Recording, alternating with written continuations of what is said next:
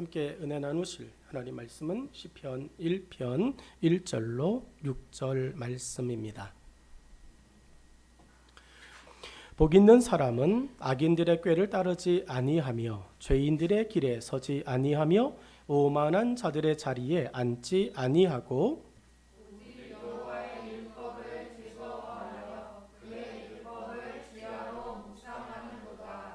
그는 시냇가에 심은 나무가 철을 따라 열매를 맺으며 그 잎사귀가 마르지 아니함 같으니 그가 하는 모든 일이 다 형통하리로다.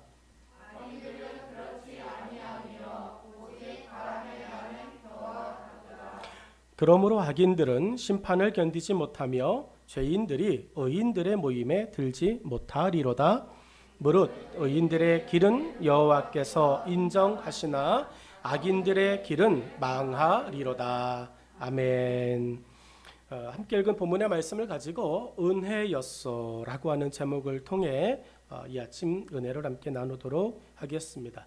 여러분 2021년 시작되어졌을 때 우리는 어떻게 견디지라고 생각했을 겁니다. 코로나가 여전히 끝나지 않았습니다. 코로나 시국이고 물론 지금도 코로나 시국은 맞습니다.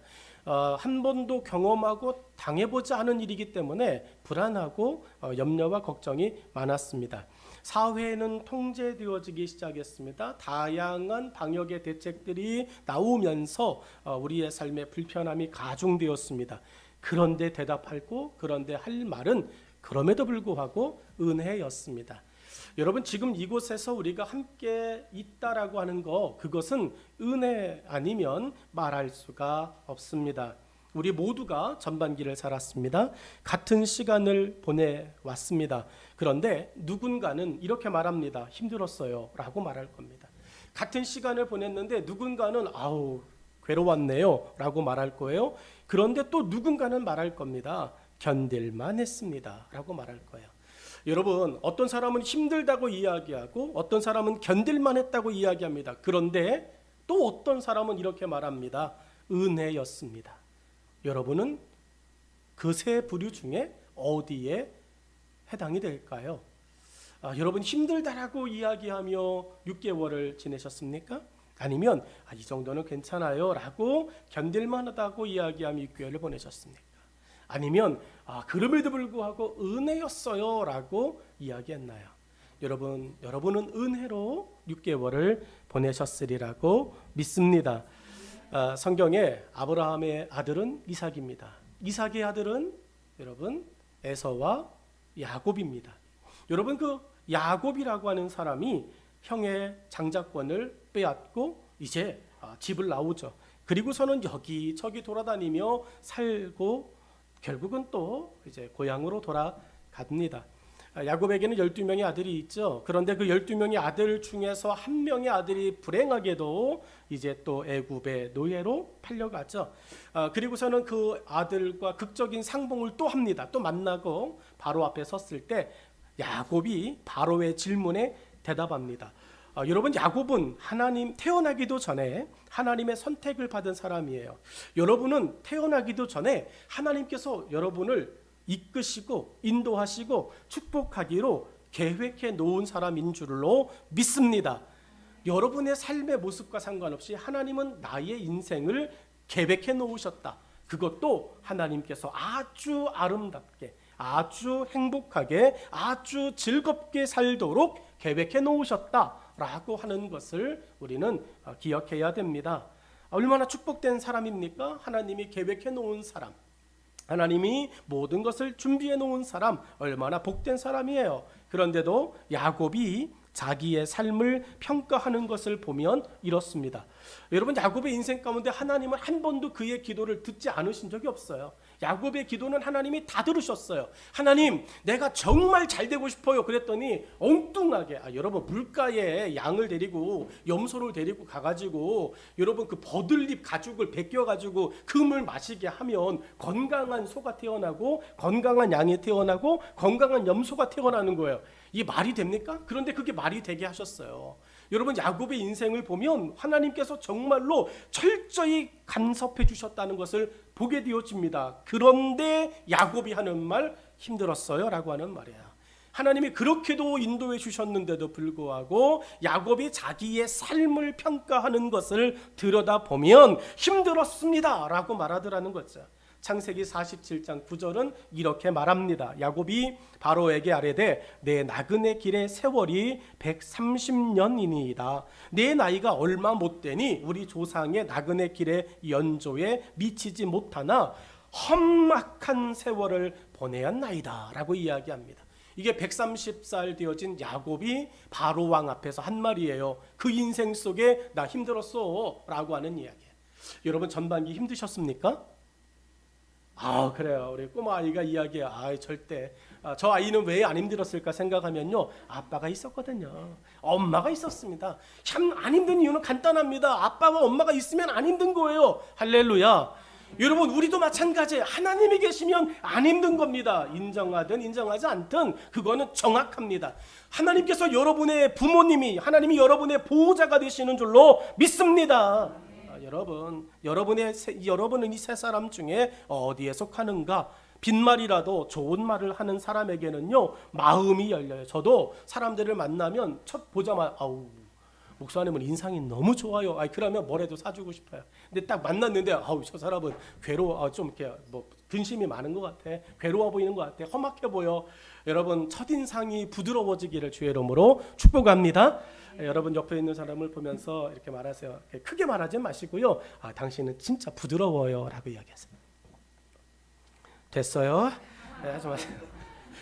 여러분 정말로 사람을 봤을 때요 부드러워 보이는 사람이 있어요. 그리고 말 한마디로 해도 어쩌면 그렇게 좋게 말하는지, 그런 사람을 만나면 조금 더 같이 있고 싶어요. 그러니까 본의 아닌데 말이 이게 본때가 없는 사람들이 있거든요. 말 한마디로 천냥빛 갚듯이 말 한마디로 밥도 먹을 수 있습니다. 여러분 좋은 사람, 좋은 말을 하는 사람을 보면 마음이 열리고 친절히 대하게 됩니다.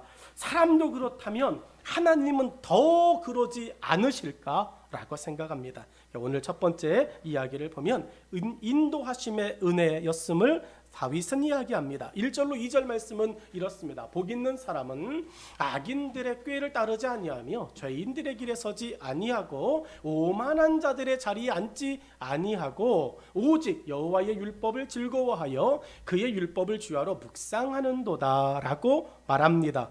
많이 들어보셨죠? 이거는 교회를 다니든 안 다니든 여러분 시편 1편 1절은 다 외웁니다. 복 있는 사람은, 그러니까 어디 식당에 가도 써있는 문구예요. 그리고 그 문구를 보면서 나도 저런 사람은 되지 말아야 되겠다. 죄인의 길에는 서지 말자. 오만한 자리에는 앉지를 말자. 또 악인의 사람들하고는 또 만나지를 말자. 막 이런 다짐을 막 욕구를 일으키는 성경 구절인데, 그 욕구를 일으키는 성경 구절의 모습을 들여다보니까 인도하심 이렇게 나오더라고요.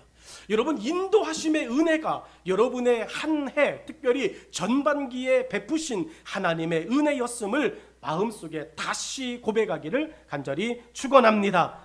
여러분 여기까지 걸어오는 게 얼마나 힘들어요. 정말로 교회 안까지 들어오는 건 정말 힘들어요. 답답하면 여기저기 기웃거립니다. 코로나19로 정지된 시간의 답답함에서 여기저기 기웃거리지 않고 여러분 오직 믿음으로 하나님을 바라보도록 인도하신 전반기였습니다. 여러분 예수님 믿든 안 믿든요, 답답하면, 해답이 없으면 이게 정답일까 저게 정답일까 기웃거리게 되어집니다. 컨닝을 왜 할까요? 학교 다닐 때 시험을 보면서 여러분 내 답이 아닌 다른 사람의 답안지에 왜 눈이 갈까요? 첫 번째는요, 내가 쓴 게 자신이 없는 거죠. 이게 아무리 생각해도 정답이 없는 것 같아요. 지금으로부터 30여 년 전 제가 청운의 꿈을 안고 열심히 돈을 벌겠다라고 하는 생각으로 첫 번째 중요한 자격증, 건축 설계사가 되어지는 첫 번째 자격증을 따기 위해 시험을 보러 갔어요. 저는 지금도 내가 그린 그림대로 집을 지으면 무너질 거다라고 하는 자신이 있습니다. 왜냐하면 소신이 없거든요. 확신이 없어요. 법대로 그렸고 또 규제대로 했음에도 불구하고 내가 그린 거에 대한 이 확신이 안 가니까 시험 이제 다 그려놓고 올바르게 그려놓고 지나가는 감독관 한마디에 제가 다 그림을 수정하기 시작했습니다. 30분 안에 새로운 그림을 그렸어요. 건축 법상 외벽, 건물 외벽은 230이 되어야 되고 내벽은 190이 되어야 됩니다. 이거는 지금도 똑같아요. 그런데 지나가는 이제 그 감독관이 딱 한마디, 야, 이번 도면은 좀 다르다. 이러면서 이번 도면의 내벽은 외벽과 똑같은데, 이 한마디를 듣지 말았어야 되는데 내 귀에 너무 뚜렷하게 들려가지고 그 사이에 230으로 안에 있는 벽들을 다 고치느냐고 떨어졌을까요? 붙었을까요? 대답 안 하시는 건 저의 인격을 생각해서 안 하신 거죠. 떨어졌습니다.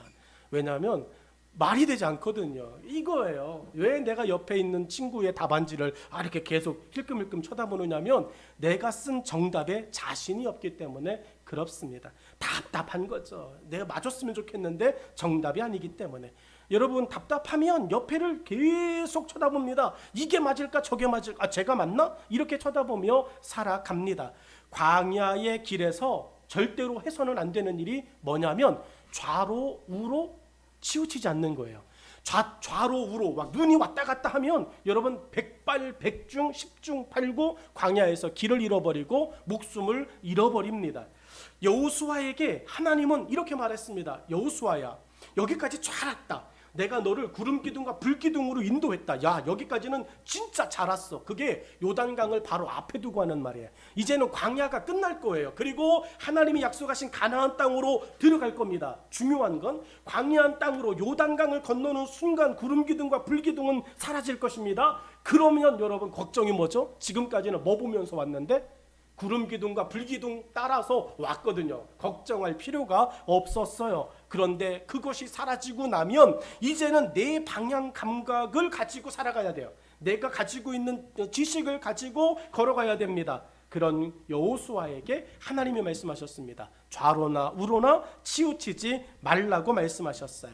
여러분, 하나님의 말씀으로만 인도하심을 받으라고 여호수아에게 하나님 말씀합니다. 오늘 다윗에게도 하나님 말씀하셨죠. 1편 1절로 2절에 있는 말씀에 복 있는 사람은 이렇게 말하셨어요.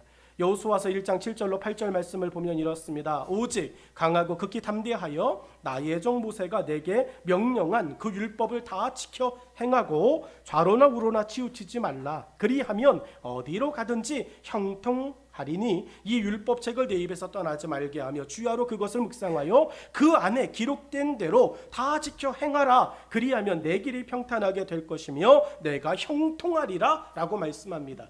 여러분, 말씀은 간단합니다. 좌로나 우로나 치우칠 시간에 성경 봐, 하나님 말씀 들어 라고 하는 거죠. 간단하죠.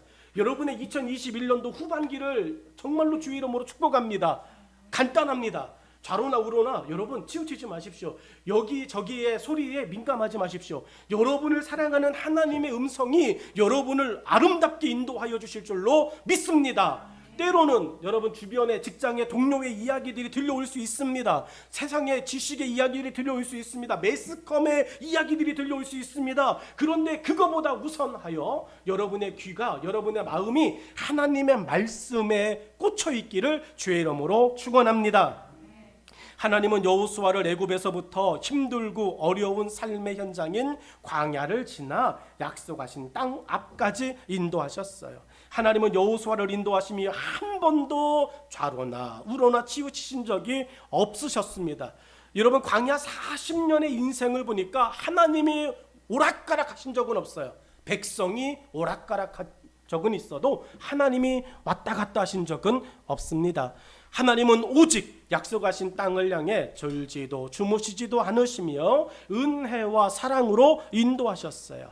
하나님의 인도하심이 왜 은혜였는지를 우리는 어떻게 받아들일 수 있는가? 성경은 말합니다.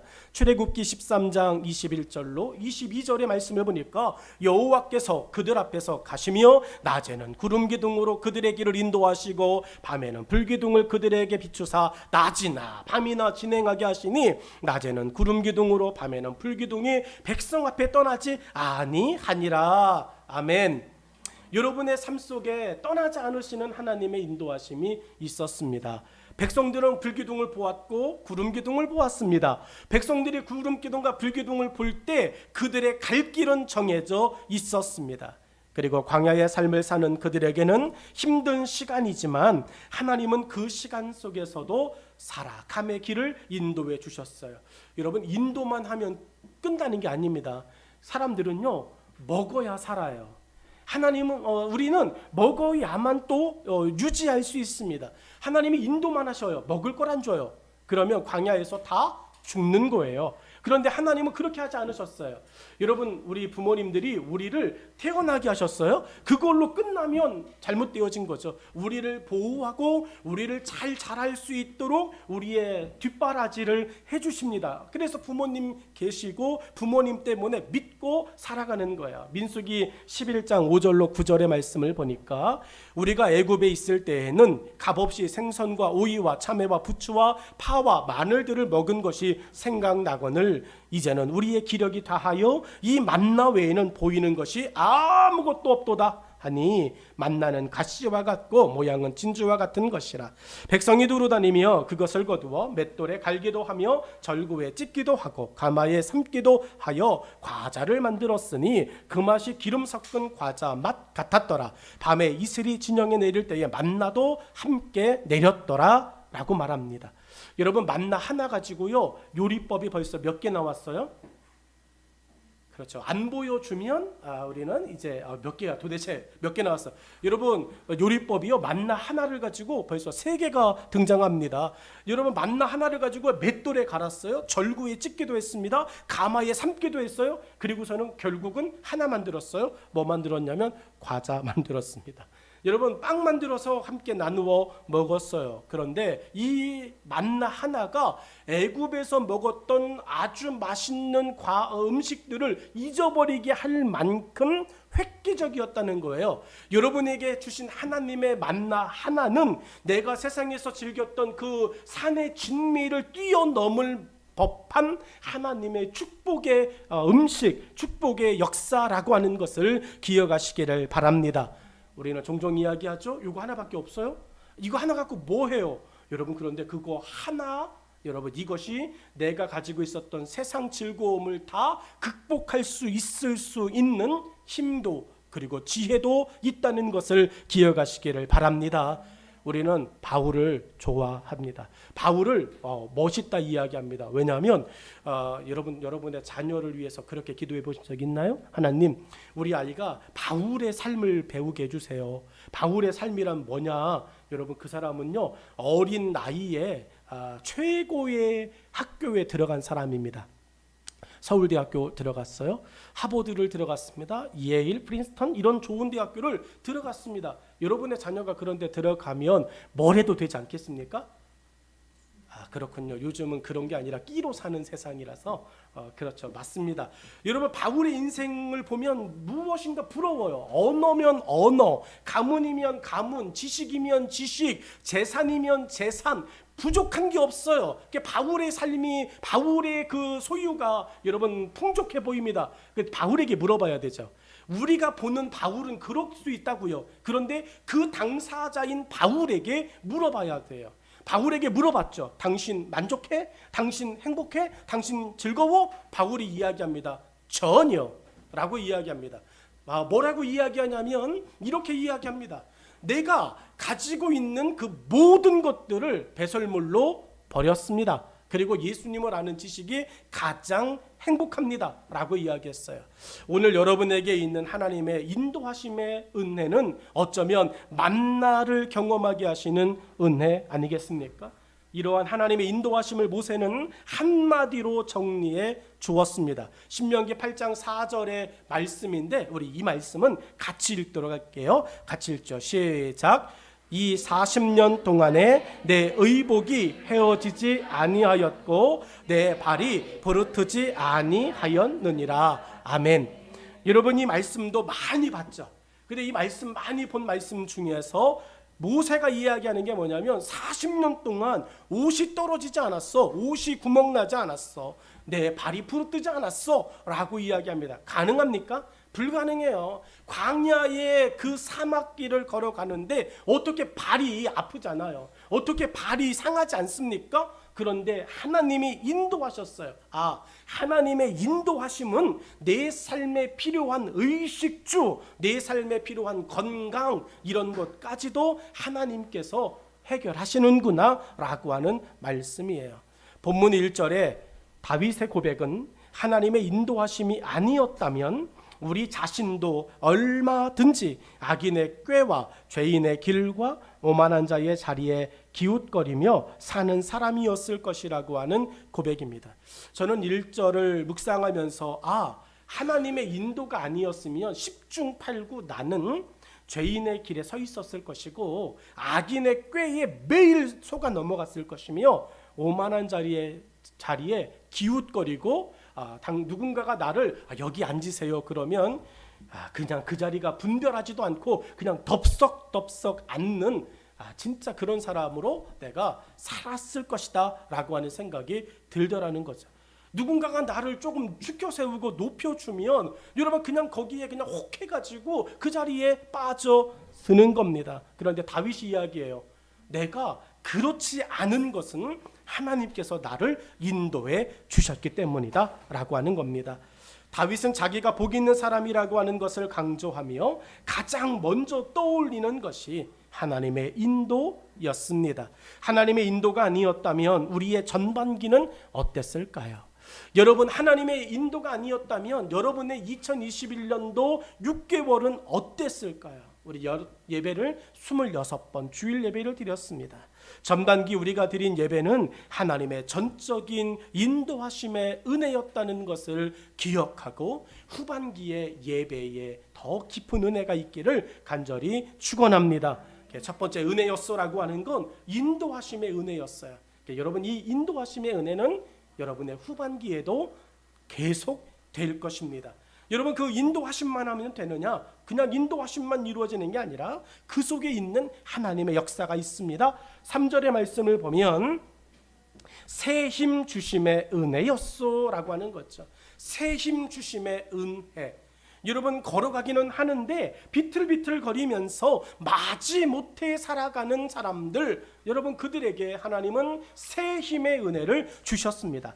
그는 시냇가에 심은 나무가 철을 따라 열매를 맺으며 그 잎사귀가 마르지 아니함 같으니 그가 하는 모든 일이 다 형통하리로다 라고 말합니다.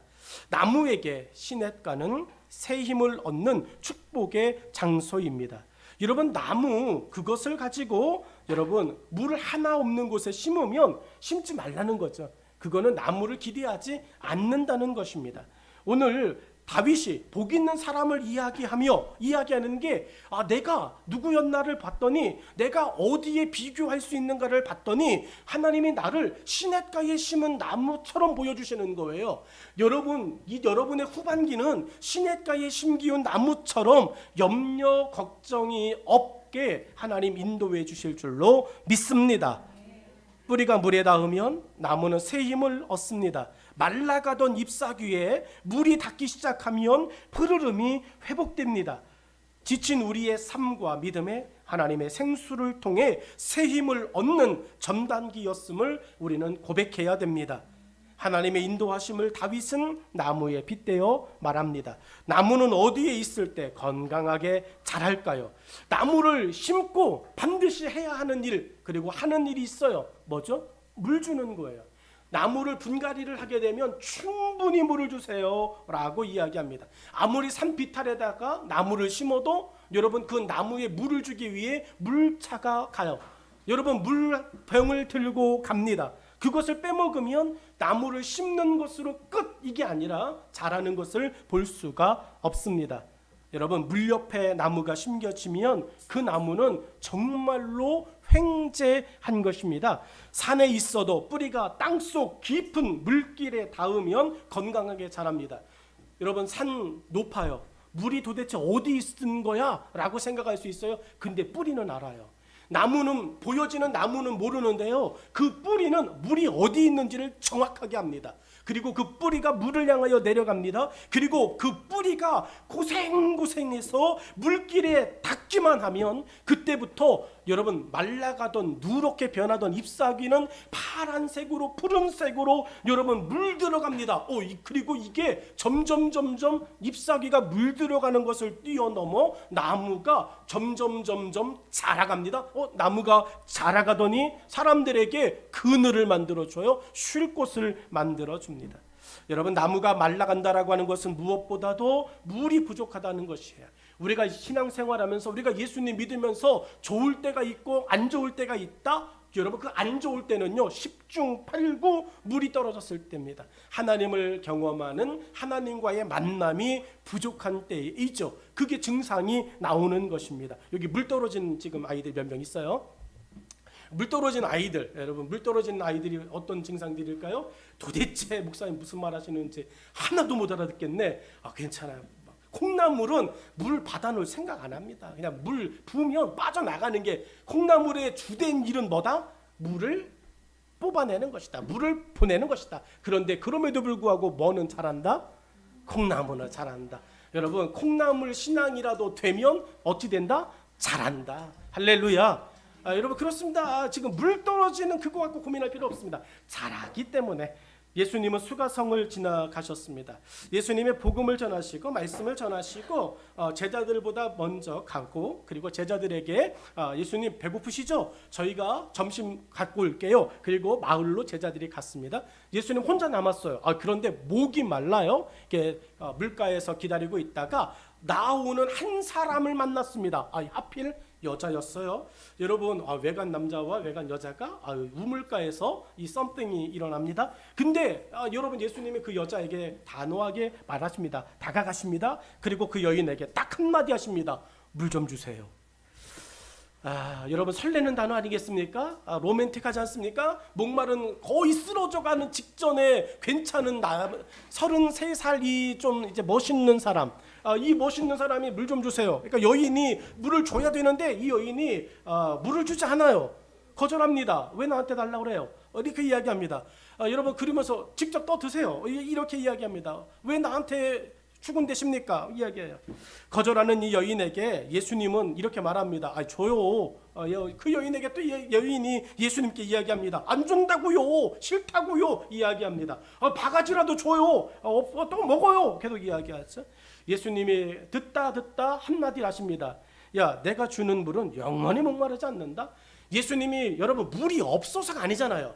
예수님 본인 스스로가 영원히 목마르지 아니하는 생수시지 않습니까? 근데 이 여인은 왜 왔습니까? 목이 말라서. 정말로 예수님도 목마르지만 이 여인도 목이 마른 인생이기 때문에 물을 길러 왔어요. 그것도 가장 뜨거울 때, 여러분의 인생의 아픔이 극심할 때, 여러분의 인생 가운데 슬픔이 최고조에 달했을 때, 여러분의 컨디션이, 여러분의 경제적인 것들이, 여러분의 인간관계적인 부분에서 모든 것들이 정말로 극에 달하였을 때, 여러분, 우리는 어디를 바라볼 것인가요? 그때 새 힘이 필요하지 않습니까?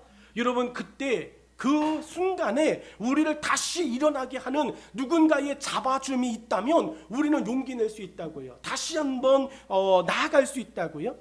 여러분, 여인이 자기만 물 뜨러 와서 물 떠서 돌아가려고 하는 그때 만난 예수님과 몇 마디 대화합니다. 시간을 따져봐도요 그렇게 오래 걸리지 않아요. 여러분의 인생의 문제를 해결하는데 예수님은 여러분 몇 날 며칠 소비하지 않아요. 딱 한마디면 됩니다. 이것을 네가 믿느냐? 네, 그렇습니다. 끝이에요. 여러분, 오늘 예배를 드리며 여러분의 후반기를 주님께, 예수님께, 내가 예수님을 믿든 안 믿든 예수님이 성경에 계시고 예수님이 정말로 존재하신다면 예수님, 내가 예수님 뜻대로 그렇게 한번 해볼게요. 요 단순한 말 한마디에 여러분의 가문이 하나님의 거룩한 영광에 참여하게 될 줄로 믿습니다. 여러분의 자녀들의 인생을 여러분 하나님께 의탁하는 그 하나의 행동으로 그 자녀의 미래가 총명하게 바뀌어 갈 줄로 믿습니다. 여러분, 여인은 우물에 물을 얻으러 왔습니다. 모든 사람은 목마릅니다. 그래서 살기 위해서 물이 꼭 필요합니다. 우리의 몸은 여러분 80% 이상이 어렸을 때 물로 되어 있습니다. 이제 나이가 먹으면서 70%로 60%로 50%로 바뀌어 갑니다. 여러분, 우리가 목숨을 잃어버렸다, 죽었다라고 하는 말은 여러분 어쩌면 물이 말랐다라고 하는 말일 수도 있습니다. 그래서 갈증을 느낀다, 이미 늦은 거예요. 목이 마르다, 이거는 이미 늦은 거기 때문에 수분을 계속적으로 섭취하라고 이야기합니다. 영원히 목마르지 않는 생수, 어떤 것보다 사람들에게 필요한 것이고 갖고 싶은 것이에요. 예수님과 대화하던 여인은 이제 입장이 바뀌어요. 예수님의 숨겨뒀던 히든 카드, 내가 주는 물은 영원히 목마르지 않아, 이 말을 먼저 꺼내고, 내가 영원히 목마르지 않는 물을 줄 테니까 지금 물 한 모금, 물 한 잔을 내게 줘라. 그러면 바뀌어질 수 있어요. 이 물물 교환이 될 수 있는데, 예수님이 영원히 목마르지 않는 생수는 꺼내지 않고 대뜸 물 한 잔 줘라고 이야기하니까 아무리 생각해도 손해보는 것 같아요. 우리 인생 아닙니까? 예수님이 우리에게 달라고만 말하지 뭐 하나 주신 적이 없는 것 같은 삶이니까 우리가 손해보는 것 같아요. 그런데 정작 보니까 예수님이 그 여인에게 내가 주는 물을 마시면 영원히 목마르지 않는다라고 말합니다. 물을 달라 하던 예수님께 이제는 오히려 이 여인이 영원히 목마르지 않는 생수를 달라고 말하기 시작합니다.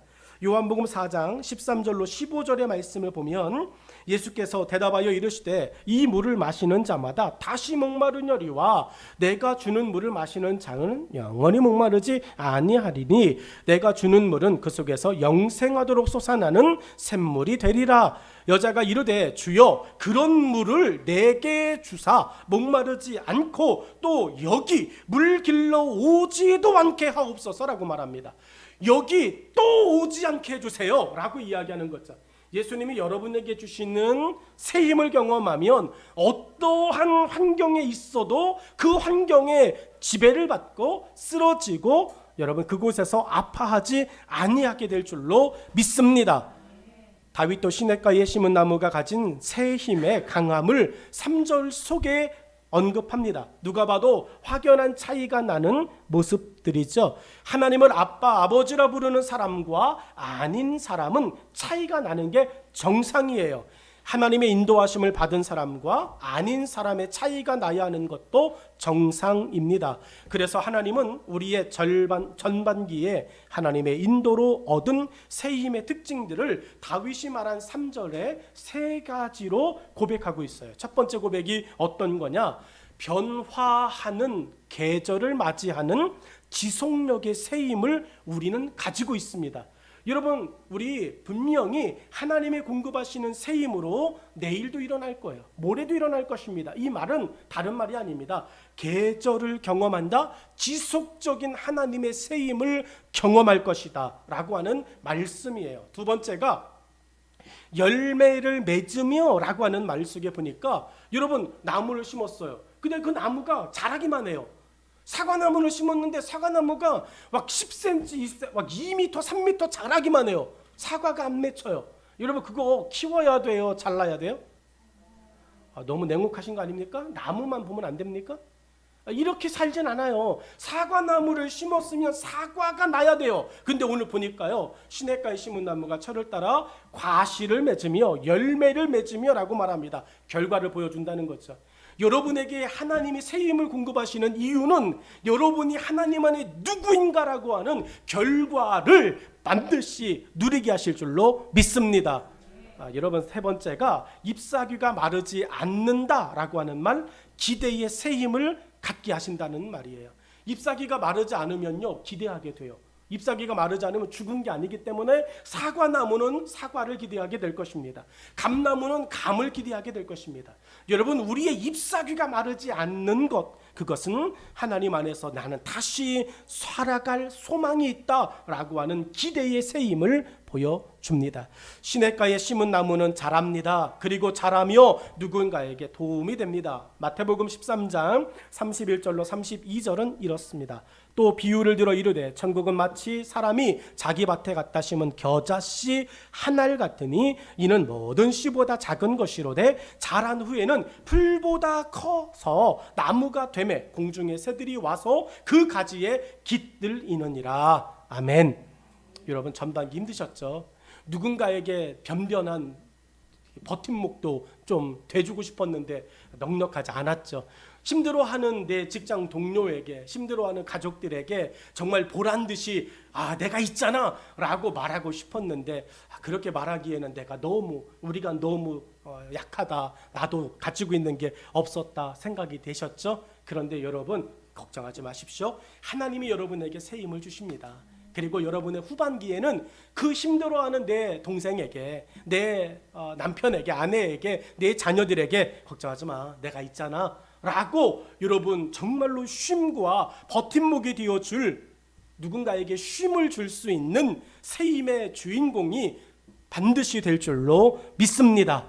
우리 교회가 그런 쉼을 줄 수 있는 교회로 하나님이 한 걸음 한 걸음 더 나아가게 하실 줄로 믿습니다. 여러분 작은 씨앗은 엄두도 내지 못한 일을 하나님은 가능하게 하십니다. 이것이 하나님이 주신 새 힘의 기적입니다.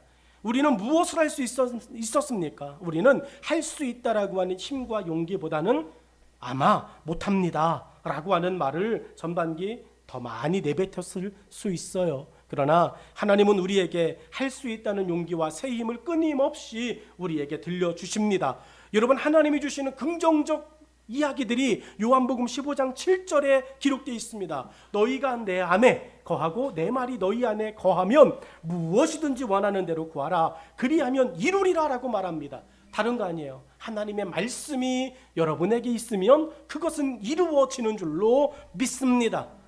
예수님의 말씀을 우리가 믿으면 우리의 힘이 아닌 예수님의 힘이 우리의 일을 처리하십니다. 그래서 마가복음 9장 23절은 이렇게 말하죠. 예수께서 이러시되 할 수 있거든이 무슨 말이냐, 믿는 자에게는 능치 하지 못할 일이 없느니라 말씀합니다. 믿는 자에게는 능치 못함이 없습니다. 육신적인 것이든 영적인 것이든 환경적인 것이든 예수님의 새 힘을 믿는 자에게는 못할 일이 없습니다. 마가복음 16장 17절로 18절에 이렇게 말하죠. 믿는 자들에게는 이런 표적이 따르리니 곧 그들이 내 이름으로 귀신을 쫓아내며 새 방언을 말하며 뱀을 집어올리며 무슨 독을 마실지라도 해를 받지 아니하며 병든 사람에게 손을 얹은즉 나으리라 하시더라 라고 말합니다. 여러분 죽은 나사로가 다시 살아나는 생명의 새 힘을 어떻게 얻었습니까? 물이 포도주로 변하는 기적이 어떻게 일어났습니까? 밤이 새도록 한 마리도 못 잡았던 베드로의 두 배가 어떻게 가득하게 고기를 잡게 되었습니까? 다른 거 없습니다. 믿음으로 시냇가에 심은 나무처럼 예수님의 말씀에 마음에 뿌리를 두었기 때문입니다. 그러므로 새 힘의 은혜는 믿음으로 예수님을 바라보며 뿌리 두기입니다. 말씀의 결론을 여러분 맺죠. 간단합니다. 여러분 우리의 삶에 하나님의 새 힘은 뿌리를 말씀 속에 두는 것입니다.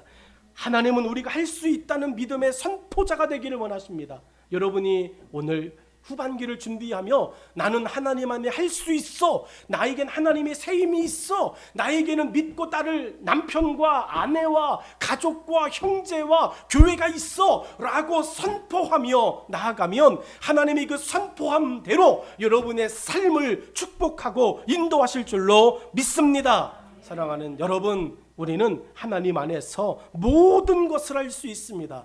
불가능이 없습니다. 빌립보서 4장 13절에 내게 능력 주시는 자 안에서 내가 모든 것을 할 수 있느니라. 할렐루야. 여러분에게 능력 주시는 자 안에서 여러분은 모든 것을 할 수 있습니다. 지금 못하고 지금 힘들고 지금 불가능하다 여기는 그 모든 것들을 이 말씀 앞에 세우십시오. 그리고 여러분이 선포하십시오. 무슨 말이냐? 내게 능력 주시는 자 예수 안에서 나는 모든 것을 할 수 있느니라. 그래서 2021년도 후반기에 여러분의 삶에는 불가능이 가능함으로 바뀌어지는 역사가 일어나기를 소망합니다. 다윗은 자신의 고백을 정리하며 아름다운 마무리와는 어울리지 않는 악인을 등장시킵니다. 여러분 이 구성이, 이 전개가 다르죠? 좋은 걸로 계속 가야 되는데 갑자기 뜬금없이 악인을 등장시킵니다. 왜 악인을 등장시켰을까? 왜 안 되는 사람을 이야기할까? 근데 말씀에 생각하면서 이런 생각이 되는 거예요. 다윗은 하나님의 은혜를 어떻게 오랫동안 경험할 수 있는지를 알려주고 싶었던 거예요. 은혜 중에 은혜는 자기를 하나님 앞에서 겸손하게 하심의 은혜였어요. 사랑하는 여러분, 전반기가 은혜였습니까? 그 이유는 여러분이 하나님 앞에서 낮추었기 때문이에요. 여러분이 가지고 있는 것, 여러분이 할 수 있는 것들을 내려놓은 채 하나님 안에서 하나님 없으면 나는 아무것도 아닙니다 라고 내가 낮아졌기 때문입니다. 여러분, 은혜 중에 은혜는 우리가 여전히 겸손할 수 있다라고 하는 거죠.